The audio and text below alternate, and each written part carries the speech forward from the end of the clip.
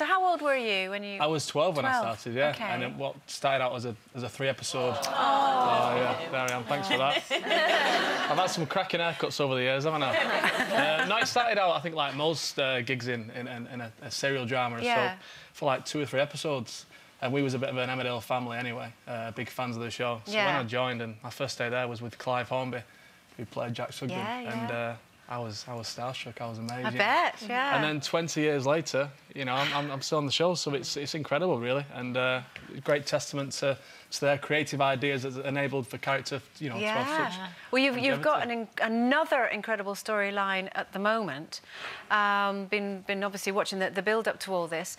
For anyone who hasn't seen it, talk us through what's happening to you right now. You're being framed for something that you didn't do. Everyone's been seeing it. Everyone's watching it. Is there anybody in this audience who's not seen it lately? Do I need to? Yeah. Well, yeah, I've been framed, so I've got a.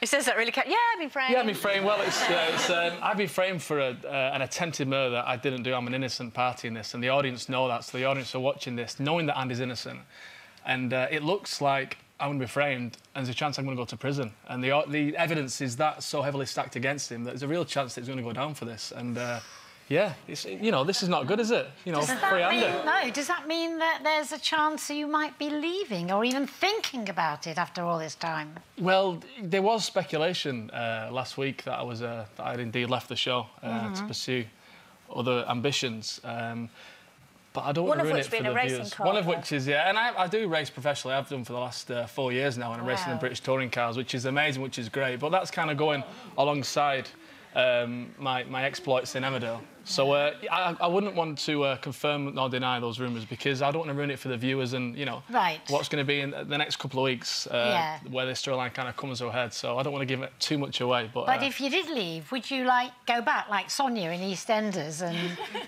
Would you love it? Do you love it that much? I love the show that much, yeah. If you do leave, you would go back? There's no denying that. For me, Emmerdale has been and is an amazing place to work. I've got so much to be grateful for. Over the years, it's given me a real sense of purpose, a real sense of belonging, you know, and it's something I've been able to do. I love acting. I started acting when I was a kid. It was my hobby, and I've been lucky enough to make that as a, you know, professional career, and I've earned a living out of it, and you know, I've not had to have a proper job like my brothers and my dad and most of my friends. So I've kind of my friends tell me that I've stolen a living over the years, you know. I mean, I know you're saying you're not going to tell us whether you're leaving or you're staying because we're in the storyline, but it must be, if you decided to leave, it must be very strange because they are your family, really, for 20 years. It must be very hard to walk away from something like that. Yeah, I guess it would be. But in many ways, you know, Emmerdale is a huge part of my life, but in many ways it's not as well. You know, I've got so many interests elsewhere, my family and friends and other interests away from that I'm still energised by everything else anyway. So, you know, and let's not forget, I am an actor, and I'm a real budding, enthusiastic, ambitious actor.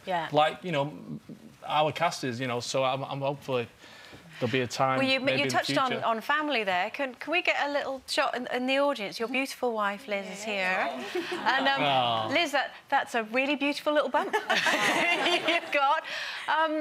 Is it true that you could give birth at actually any moment? Yeah. Wow. That's incredible. You've got your bag, you've got your doctor's notes, you're all set. So if it becomes Kelvin's sidekick in case anything happens, I'm just following him round. Wow. You're not getting any Braxton Hicks or anything at the moment. We're all good. We're all good. We're all right.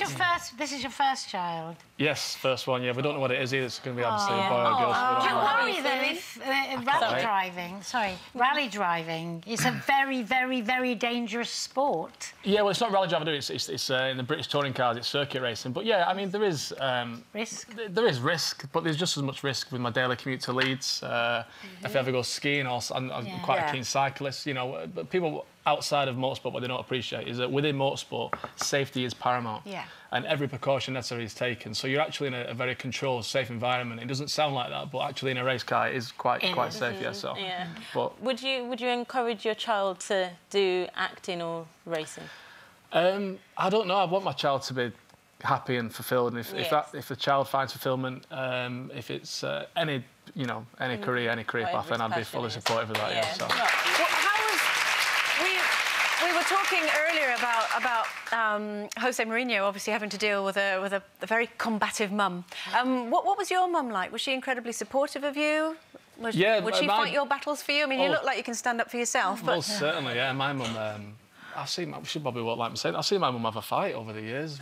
I grew up on a pretty rough estate, and she's certainly looks after me to this day. Obviously on social media and whatnot. Yeah. I'm thick-skinned. I think you have to be, as you guys well know, being in the public eye. You know, people do say nasty things about you, but you learn to don't take it personally. But for my mum and dad and my family and friends, they do take it personally because they're just normal people, and you know, for someone to say something nasty or derogatory about your son or daughter, then she takes it quite hard. So I always try and remind her, so Mum, you know, don't worry about it, don't take anything to heart. If people write things on Facebook or whatever platform, she wants to kind of put them right, and you know, and I feel sorry because I don't want her to have that worry and that struggle, but you know, it's part and parcel, and it's hard for her to grasp that. Tell her not to look. My Twitter fans keep going, he's not guilty, he's not guilty. I think they're quite passionate about the fact that you're not guilty. Yeah, certainly, they're very passionate. I think Andy's kind of following. He's got a core fan base there. The people have seen him, as we saw on the VT, you know, grow up through the years. So there's a real loyalty there, and people obviously see him as he's a nice guy, isn't he? I think he's found himself in some situations that are not always brought out the best in him. But for our sake, we hope that you're there for a really long time. For more Loose Women action, click here. And I'd subscribe if I were you. It's totally free, and it means you'll be kept up to date with new videos and exclusive YouTube content.